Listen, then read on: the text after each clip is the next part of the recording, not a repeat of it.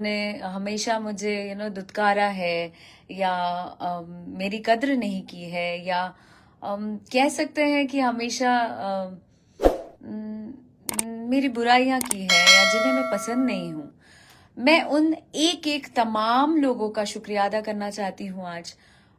वो भी दिल से। आज मेरे दिल में आ रहा है ये कि मैं दिल से आप लोगों का आभार व्यक्त कर पाऊं, इसलिए आज मैं लाइव आई हूं कि हर एक शख्स का जिन्होंने मेरा कदम कदम पर साथ दिया है और जिन्होंने नहीं भी दिया है, उन्हें भी बहुत बहुत शुक्रिया कि आज आपकी बदौलत मैं आज जो भी छोटा मोटा नाम मैं बन पाई हूँ, just because of you all.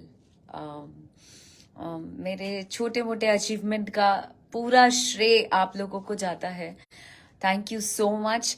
और मेरे आगे बढ़ने में, मेरे हर दिन मेहनत करने में आप लोगों का ये वाला प्यार, ये वाला साथ बहुत ज्यादा मायने रखता है।